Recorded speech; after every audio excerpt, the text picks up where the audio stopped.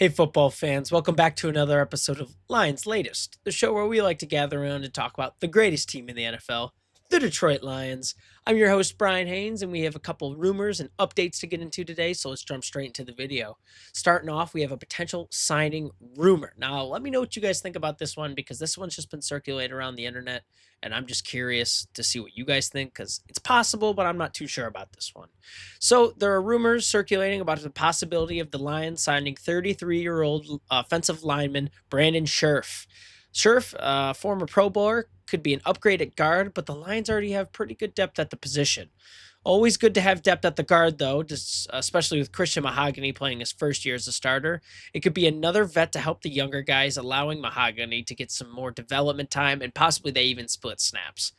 Brandon Scherff played all 17 games for the Jacksonville Jaguars in the 2024 NFL season, starting every game at offensive guard. He had pass block grade of 74.5, ranking 19th out of the 136.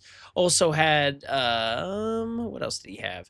He had a run block grade of 57.3, ranking 97th, so not as good. And then he played 1,013 snaps, the 31st among all offensive guards. He had 2 penalties calling him back, which is a significant improvement from his previous seasons. So, for his age, he's doing fine. He's doing okay. His run blocking grade is what scares me the most, just because we are a run heavy team. Despite John Morton coming in with a pass heavy offense, I think we're still going to be run heavy with our 2 backs. So 57.3, it doesn't exactly make me, jump out of my seat. But it's not to say that he couldn't, still benefit us. He's got a good pass blocking grade, and I think we're going to really transition to that a lot more on offense. So, it's not a terrible signing. What would a signing look like? So, a potential 1-year deal could be about $7 million for 1 year, low risk, and it would fill the void left by Kevin Zeitler's free agency leaving. So it's not a bad deal at all. I think right now the big question is, do we need more older guys on the O-line? Do we? Because I think the big thing to start looking for is guys to fill in the roles for the upcoming years, right? We got Taylor Decker, who's getting old. We got Graham Glasgow, who's starting to get old. Like, we need to bring in some more guys to fill in those spots. And I think Christian Mahogany will have a good season. I think he'll be fine. But it's going to be, shaking off the dust, stuff like that, shaking off rust, getting comfortable in your spot. So in that light, I could see this being a potential fine trade, or not trade, but pickup. Help out the younger guy at the position. Be a veteran, be a leader, maybe take some of those snaps off of him if he's having a bad day performing. Let me know what you guys think. Honestly, I think this one could go either way. I don't think it's necessarily something we need at the moment, but it wouldn't be a terrible signing. We still have some cap space. I'm not sure about this one. You guys let me know for sure. I think I could see why it would be helpful for us, but I could also see us just ignoring this one and taking what we got, moving on to the draft next year to find some guys to replace those positions. But let me know what you guys think. I do want to hear it. And with that being said, let's move on to our second topic. John Gruden visits the Detroit Lions training camp. So this is going to be kind of my different take on what we've talked about with training camps updates. I think this one just, John Gruden's in town. Why don't we talk about it? We talked about it a little bit last video, but I want to go more into depth about what he was all about. So John Gruden visited the camp, and this discusses what he saw. He said, for all Detroit fans, what you don't see is the work ethic that you're getting. This guy is nuts. People thought I was nuts. This guy is freaking nuts, man. That's him talking about OC John Morton, which makes me excited, right? We've got a Super Bowl winning coach getting hype about our players and also going and, being around for camp, giving players advice, stuff like that. Why not? Keep him around. I don't care. He's doing that. He can do whatever he wants. And it sounds like he's hyping up the offense, which makes me more confident in the change.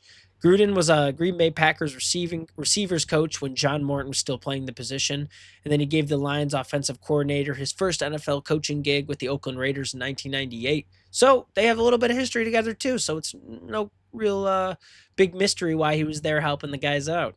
He also said, I have no doubt that the Lions are in good hands on offense during his press conference in Detroit. Hey, all right, sweet. that makes me a lot more confident. Gruden drove back the focus back to the Lions and what Morton can bring them in the first year, calling the shots on offense. He also expects to see Jared Goff doing a lot more on the line of scrimmage and to hear the acronym RCE a lot this year. The longtime coach says he used to have hats made, and it means recognition leads to communication. He said, if we can do that, we're going to execute at a higher level. And I think that's the kind of deal that we're going to see with John Moran this year, just executing at a high level, executing as the team they were last year and the team that they know they can continue to be and continue to get better as. And he said that we will see receivers moving a lot crazier this year, which is proving some of those expectations we had for J-Mo and Isaac Tesla. Cool, right on. So this one was less about specific players in camp and more what John Gruden was seeing, having that outsider kind of give you a little insight of what's going on, right?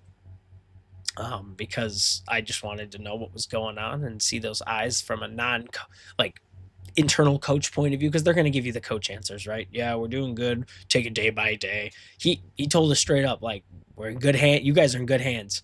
You know, they're performing on a crazy level. The amount of effort that is going in is on a crazy level.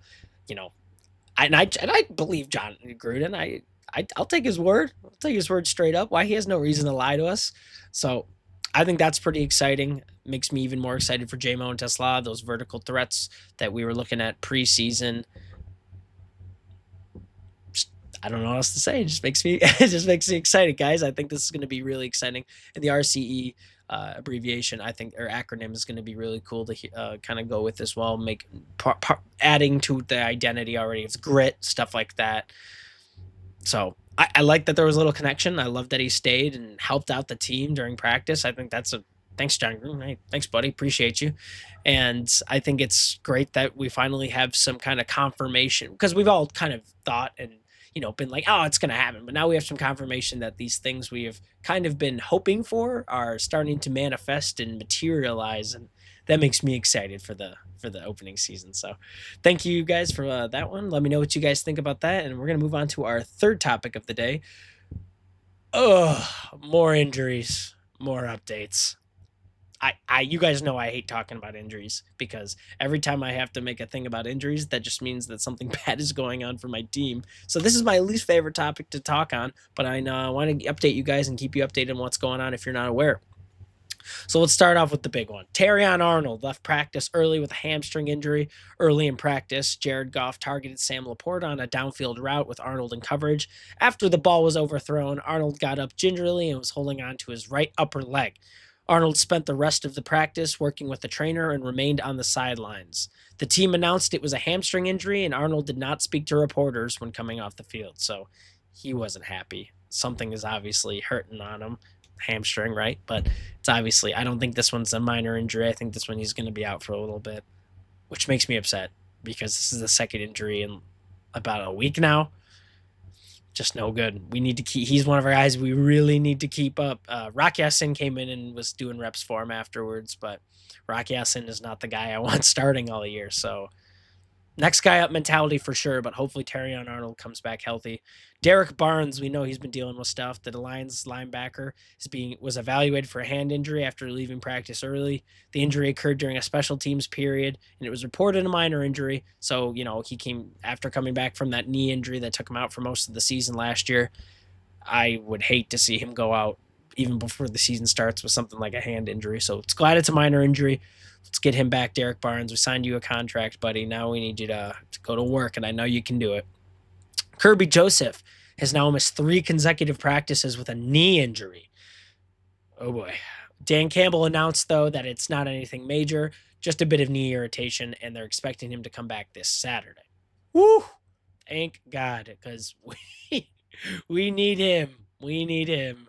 And then in some good news, some lighter news, it appears that both Anzalone and DJ Reed have made it through their little nicks and bruises. And at this point, after Reed got banged up and was out for a series, they both appeared to have gotten their back into the reps. Anzalone has gotten his first full team defensive reps back from Zach Cunningham. So the guys, they're moving. heavens Alex Anzalone is back at full reps.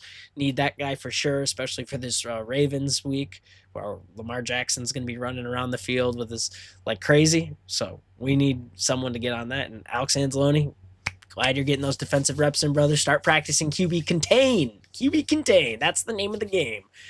But some key guys are out right now, and then some key guys came back. So a little bit of good and bad, but hopefully all our other guys will come back healthy. I know we need Terrion Arnold, and hopefully Kirby Joseph is back on Saturday as predicted. That would be good, and that would make me a lot happier, and I could sleep a lot better at night knowing that. So with that being said, let's move on to our fourth and final topic. Another UFL star joins our NFL roster. We've been seeing a lot of these this week. A lot of UFL guys getting back into the mix, and I love to see it. I feel like they either deserve a chance or deserve a second chance if they played in the NFL at one point. And I think Jacob Sailors, the guy we picked up from East Tennessee State University, well, not from there, but that's where he played college ball. I think he could be a good addition to the team. We signed him earlier Tuesday. He's a formerly of the UFL's St. Louis Battlehawks. Sailor led the UFL in rushing in 2024 and earned a contract with the Giants. They then waived him in the middle of camp, and then he was signed with Cleveland. But the Browns also cut him before the start of the season. So Sailors went back to the UFL for the 2024 season, dominated once again with 499 yards, 5 rushing touchdowns, both marks ranked second in the league. Sailors will then look to, crack a spot in the rosters as a special teamer for the Lions. We cut undrafted tight end Luke Deal from Auburn to make this happen, which Luke Deal was one of those tight ends I thought was actually going to, be something for us, maybe just a good blocking tight end, something like that. But no, we went a different direction. We liked someone else more. Thank you for your time, Luke Deal. But now we got this guy, Sailor. I'm excited. Sure, right? Why not? I think it's cool to note these UFL guys we're getting because you never know if they can come out and be something great for you. We know the story about Jake Bates, and while, he's a kicker, different positions, it's still, you never know. You never know. We will see how he is performing this week of training camp. That's when he's starting. And I don't know. I mean, obviously he's going to play on special teams. I don't necessarily expect him to be doing anything crazy in the running back position. We already have a list of guys who are trying to get that running back 3 spot. I think Craig Reynolds is going to hold on to it securely, though. And then 1 and 2, we already know who those are going to. So on the team is a special teamer. Hopefully he can get some stuff done for us. Maybe we even see him in a return position. Maybe, I don't know. Dominic Levitt might have that one locked down. But still, it's cool to have him on the team. Hopefully he develops and we can get a lot of use out of him.